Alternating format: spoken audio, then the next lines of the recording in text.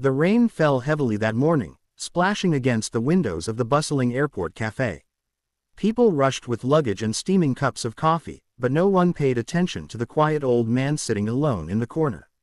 His clothes were simple, slightly worn, and his suitcase looked like it had traveled with him for decades. To most people, he looked like just another elderly traveler. But beneath that humble exterior was a story the world didn't know, a story of extraordinary wealth, heartbreak, and an unexpected encounter that would change two lives forever. Aisha, the young waitress on her morning shift, noticed him immediately. She was used to tired travelers, but something about the old man caught her attention.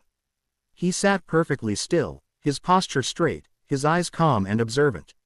He kept glancing at the busy people around him as if waiting for something, or perhaps someone. Aisha felt the urge to go over, but the cafe manager constantly reminded staff to focus on profitable customers, business travelers, groups, and families, not lone old men drinking tea. As hours passed, Aisha saw him being ignored by everyone, even when he tried to speak. He struggled with English, his voice soft and uncertain. Some customers sighed impatiently, some even rolled their eyes. The manager simply walked past him, pretending not to hear. Aisha's heart tightened. She knew what it felt like to be unheard. She had worked long shifts for months, hoping to save enough money to pay for her mother's treatment.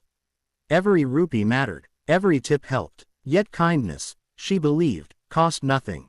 Finally, during a slow moment, Aisha walked over with a warm smile. "Can I help you, sir?" she asked gently. The old man looked relieved. He slowly pulled out a tiny notebook and pointed to his shaky handwriting. "Japanese tea, if possible." He struggled to pronounce each word, apologizing repeatedly. Aisha leaned slightly closer, recognizing the polite tone.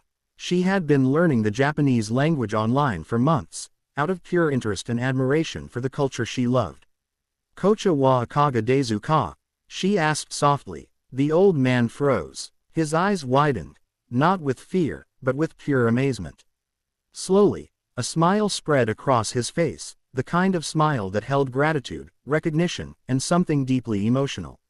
"Nihongo ga hanasemasu ka?" he asked excitedly. Aisha nodded, a little shy.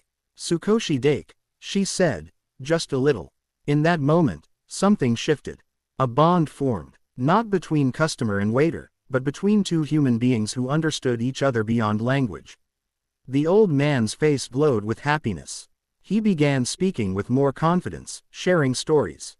He told her about his hometown, the cherry blossoms, his favorite tea. Aisha listened with genuine interest. She brought him hot tea, not Japanese, but the best the cafe could offer, and he accepted it gratefully. Little did she know, the man she was serving was Mr. Takahashi, a billionaire entrepreneur, founder of one of Asia's largest tech companies. But he never mentioned it.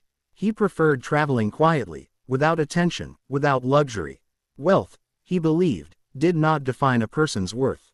The cafe's customers continued bustling around, unaware of the meaningful conversation happening in the corner.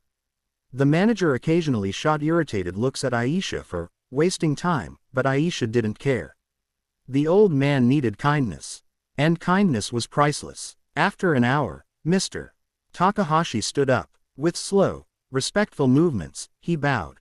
"Arigato," he whispered. "Thank you." Aisha bowed gently in return. He walked toward the exit, but suddenly paused. He reached into his bag, pulled out a small envelope, and placed it on the counter near her. "For you," he said in broken English. Aisha opened it after he left.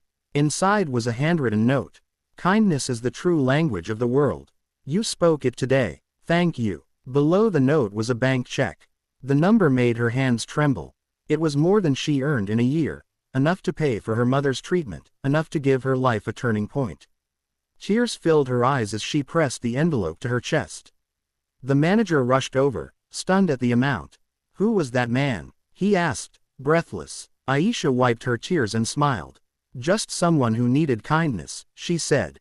Later that evening, news flashed on the cafe's small TV. "Japanese billionaire Takahashi spotted traveling alone," the headline read. A blurry airport photo showed the same old man who had sat quietly in the corner. The staff gasped. Aisha smiled quietly to herself, understanding more deeply than anyone that wealth isn't seen through clothing, but through the heart. She continued to work hard, but something inside her had changed. The envelope wasn't just money. It was a message that even when the world ignores someone, a little compassion can become a bridge between strangers, a light in the darkest moments. Months later, Aisha wrote a letter to Mr. Takahashi in Japanese, thanking him again and updating him on her mother's recovery. She never expected a reply, but one day a beautifully packaged box arrived at the cafe. Inside was a message in elegant Japanese calligraphy. Where kindness is planted, miracles bloom. Aisha smiled. A heartfelt, grateful smile, feeling the truth of those words. And from that day forward, she made a promise to herself. No matter how busy life becomes, she would always take a moment to see the unseen, hear the unheard, and respect every soul that crossed her path. Because kindness, after all, is the greatest wealth anyone can give.